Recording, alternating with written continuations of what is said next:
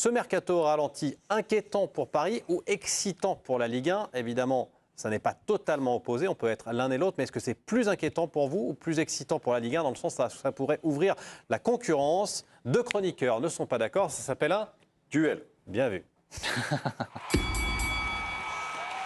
Pour Tidiane Niembo, ce mercato au ralenti est inquiétant pour le Paris Saint-Germain. Pour Hugo Guimet, ce mercato peut s'avérer excitant et ouvrir peut-être la porte à un peu plus de concurrence.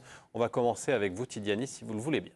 Avec plaisir. Non, moi je vais plutôt sur inquiétant pour Paris parce qu'il y a quand même toujours des grandes ambitions pour ce club année après année, même s'il y a une redéfinition du projet, qu'aujourd'hui on va un petit peu moins vers les stars. Encore que, est-ce que c'est un parti pris? Est-ce que c'est un déficit d'attractivité? Ça, c'est un autre débat qu'on pourra ouvrir. Mais globalement, je trouve que la Ligue 1 reprend dans moins d'une semaine. Je ne suis pas sûr que l'effectif du Paris Saint-Germain soit renforcé avec ses arrivées.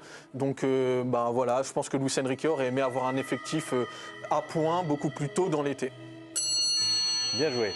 Pile, 30 secondes. Vous n'êtes donc pas spécialement un peu moins excité, même si ça ouvre la porte à la concurrence. C'est l'avis que va défendre Hugo. Déjà, pas particulièrement inquiet parce que 120 millions ralenti, je connais beaucoup de clubs qui aimeraient être au ralenti en dépensant 120 millions. Ça, c'est vrai. Ensuite, Luis Enrique, il va quand même créer un collectif fort. C'est excitant parce qu'il n'y a plus Mbappé. Et le fait qu'il n'y ait plus Mbappé, ça ne les rend pas imbattables. Et je pense qu'il va y avoir beaucoup de prétendants qui vont essayer d'aller les titiller dans la course au titre. Je pense à Monaco, à Marseille, même peut-être à Lyon. Et au-delà de tout ça, l'absence de Mbappé va aussi permettre à d'autres histoires d'émerger en Ligue 1, mais aussi au PSG, Barcola, Neves.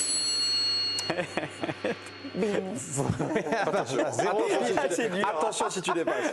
Vous votez sur le site de l'équipe.fr évidemment pour nous dire si vous trouvez le mercato du Paris Saint-Germain inquiétant ou si pour vous ça vous excite en ouvrant un peu la porte à la concurrence. Il va falloir trancher. Éric Rabessandra Tana. Je vais trancher en faveur d'Hugo parce qu'il reste excitant, parce qu'il reste un mois. En fait, tout simplement, c'est pas forcément qu'il est inquiétant, mais c'est surtout que il y a le temps pour faire la différence. Hugo a très bien dit, c'est que Enrique est en train de mettre en place. Il a déjà commencé un collectif, donc il va s'appuyer sur un collectif. Donc ça veut dire que progressivement, les joueurs vont arriver. Je suis pas sûr qu'il soit autant que ça dans l'urgence alors, il a besoin de joueurs, on est d'accord là-dessus, mais je ne suis pas sûr qu'il soit dans l'urgence autant que ça. Vraiment, non, mais sans être dans l'urgence, mais je me mets à la place. Non, je comprends qu'il ait besoin et qu'il préférait avoir les joueurs maintenant, c'est sûr, évidemment, mais voilà, je pense que vous avez 30 secondes. Oui. Je pensais que vous allez revenir dans le débat, mais il faut laisser le temps un petit peu autour de table. Vikash, est-ce que vous avez la sensation que, ce que disait Hugo, que sans Mbappé, ce Paris Saint-Germain va peut-être paraître un peu plus accessible pour les concurrents potentiels? Pas forcément. De toute façon, alors déjà, Enrique avait commencé. J'imagine que Lyon est assez revanchard, que Marseille, malgré tout, met un peu de moyens sur la table. Peut-être que c'est une année où les clubs peuvent se dire, s'il y a une année dans les cycles du PSG Qatari où on peut les titiller, normalement, ça devrait être celle-là. Donc je trouve que les deux argumentaires s'impliquent l'un l'autre, quoi. Alors justement, Tidiane, ça devrait être celle-là. Pourtant, le changement d'entraîneur, donc le changement de cycle, c'était censé être la saison dernière. Est-ce que vous pensez que cette équipe va monter en puissance parce que Luis Enrique va réussir à imprimer sa patte, à imposer son style? Ou est-ce que le départ de Mbappé va forcément un petit peu gréver la qualité de cette équipe? Non, ça change forcément.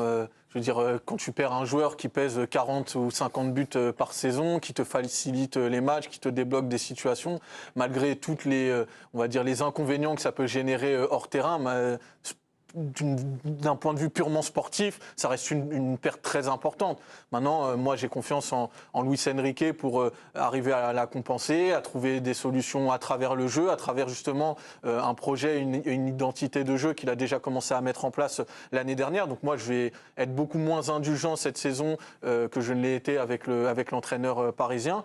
Par contre, moi, sur l'idée que ça peut être l'année ou jamais, on a quand même plus ou moins dit la même chose il y a 12 mois, parce qu'on voyait un nouvel entraîneur arriver, parce qu'on voyait qu'avec Mbappé, la gestion... L'année ou jamais un petit peu... pour la Champions ? Non, mais même pour la Ligue 1. Moi, je me souviens pour la Ligue 1, d'accord. moi, je me souviens de débats où on commente le mercato de l'Olympique de Marseille. On se dit, c'est très sérieux. Longoria fait du bon boulot. Ils peuvent challenger le PSG, qui là réécrit une nouvelle page blanche, la fin du bling-bling, etc. Et au final, on a vu comment ça s'est passé. Donc. Messieurs, vous voyez la compo probable, entre guillemets, hein, évidemment c'est difficile de se projeter d'ores et déjà, même si le championnat redémarre vendredi, justement avec le Paris Saint-Germain qui affrontera le Havre au Havre. On voit à la pointe de l'attaque Ramos.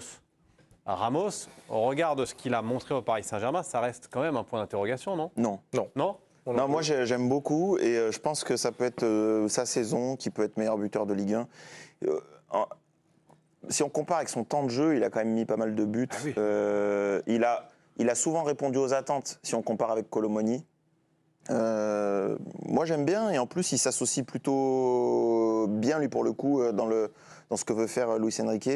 Avec des vrais ailiers d'élimination comme Dembélé et Barcola.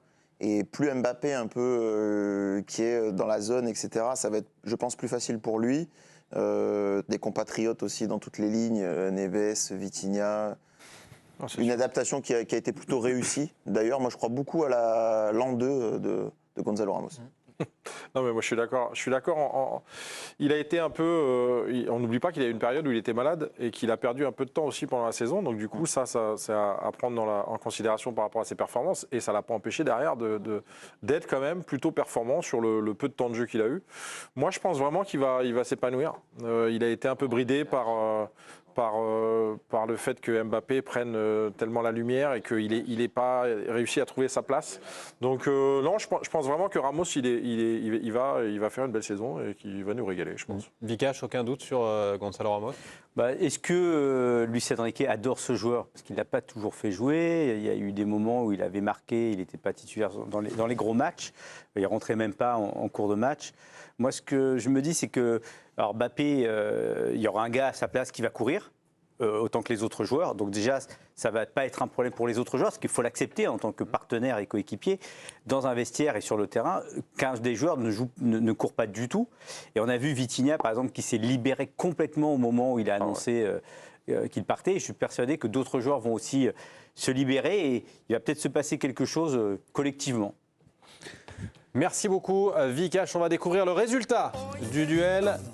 Est-ce inquiétant ou excitant pour la Ligue 1 ? Plutôt excitant. Après, ça voulait dire un peu la même chose. Oui. Non, c'est vrai. C'était pas en tort parce que c'est pas inquiétant. C'était plus inquiétant ou plus excitant. Donc, c'est un peu plus excitant, en tout cas, aux yeux des votants. Merci beaucoup, messieurs, d'avoir été avec nous. L'équipe du soir revient bien évidemment demain. Ce sera le même horaire. On sera également présent mercredi pour encadrer la finale de la Super Coupe d'Europe. Ce sera entre le Real Madrid et l'Atalanta Bergame.